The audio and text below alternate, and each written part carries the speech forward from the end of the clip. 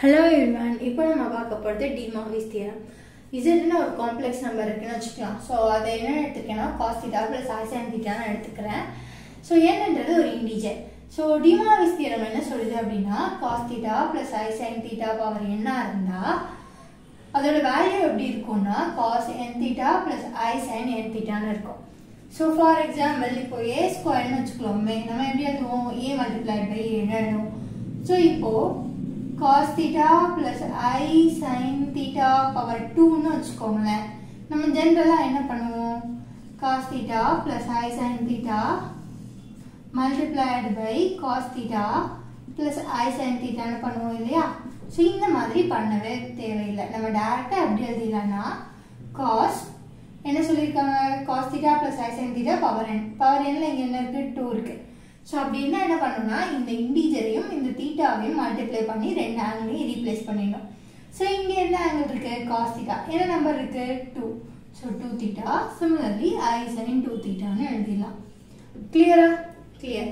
So இதுதான் என்ன அப்படினா De Morgan's theorem. Okay. So அடுத்து என்ன பார்க்க போறோம் அப்படினா இந்த De Morgan's theoremலயே கொஞ்சம் வேரியேஷன்ஸ் இருக்கு. அதெல்லாம் பார்க்க போறோம். So இப்போ எனக்கு என்ன ஆச்சு அப்படினா cos θ plus i sin θ power n கிடைச்சிருச்சு. சோ இதே மாதிரி cos θ plus i sin θ power minus n இருந்தா சோ அப்படினா என்ன பண்ணனும் அப்படினா cos nθ அப்படியே இருக்கும். இங்க என்ன ஆயிடும்னா minus i sin nθ வரும். ஓகேவா? ஓகே. சோ பவர்ல மைனஸ் இருந்தா என்ன ஆகும் அப்படினா இங்க sin θக்கு முன்னாடி இருக்கிற இமேஜினரி பார்ட் இந்த இமேஜினரி பார்ட்டோட sin வந்து மைனஸ் ஆயிடும். ஓகேவா? சோ அதுக்கு அடுத்த வேரியேஷன் என்னன்னா cos θ minus i sin θ power n அப்படினா போகுது. சோ இங்க பாருங்க இதே மாதிரி தான் இது ஆக்ட் ஆக போகுது.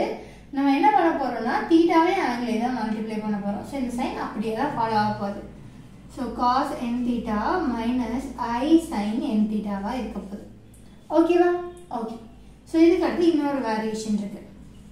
cos θ minus i sin θ power minus என்னன்னா என்ன பண்றது? ஓகே.